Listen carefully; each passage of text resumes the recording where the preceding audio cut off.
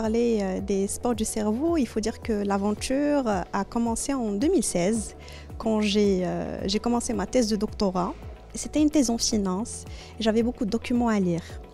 Et on sait très bien qu'avec les différents rôles que nous jouons dans une journée, donc entre le travail, le foyer, et donc je devais absolument chercher une méthode qui va m'aider à réaliser ce rêve qui est de devenir docteur. Et comme par hasard, je tape sur Internet comment lire rapidement et mémoriser. Et c'est là où j'ai découvert plutôt un champ disciplinaire qui, aux États-Unis, il datait de 1949 et il s'enseigne de manière officielle depuis 1959, alors qu'au Maroc, il n'y avait pratiquement aucune trace de ces disciplines. La dame qui m'a accompagnée à l'époque, elle a parlé de ce concept des sports du cerveau. Il nous a dit, écoutez, il y a des championnats qui vont se tenir en 2021 sur les sports du cerveau, donc qui est prêt pour y participer? Après, quand elle m'a proposé de participer au championnat, je lui ai dit, mais de quoi s'agit-il? Est-ce qu'effectivement, il y a des championnats du monde des sports du cerveau? Donc, l'édition dans laquelle j'ai participé, c'était, je pense, la 12e édition. Et en effet, c'était des championnats qui s'organisaient à Pékin, que c'était la période où c'était Corona.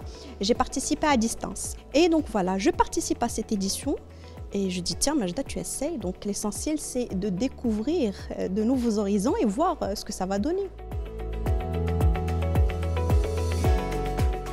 Pour la participation, on vous donne un livre qui vient. Sa première parution, c'est le jour des championnats. Ça veut dire que le livre n'a pas été édité avant. Sa première édition et parution, c'est le jour, se fait le jour des championnats. Donc comme ça, il y a une égalité de chance.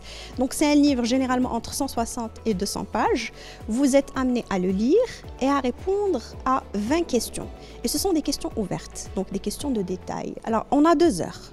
Donc 2 heures pour lire et répondre aux questions. Voilà, 30 minutes pour répondre aux questions et 1h30 justement pour lire tout le livre. Je ne m'attendais pas effectivement à ce que je sois classée 9e à l'échelle mondiale, 1re en Afrique et 1re dans la région MENA.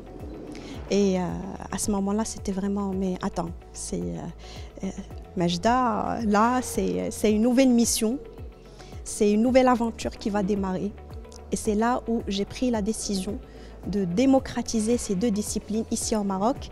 Et alhamdoulilah, grâce à cette volonté, donc j'ai eu la recommandation des organisateurs des championnats du monde des sports du cerveau pour devenir la coach marocaine de la sélection marocaine des athlètes du cerveau. Et je fais partie aujourd'hui effectivement le comité d'arbitrage. Donc je suis arbitre international dans les championnats du monde des sports du cerveau.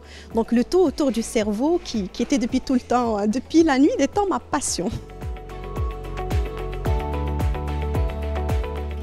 Moi, quand j'ai participé au championnat, donc ma vitesse, elle était à 978 minutes. Donc c'est à peu près à la vitesse 978 mots par minute. C'est à peu près à la vitesse de Bill Gates.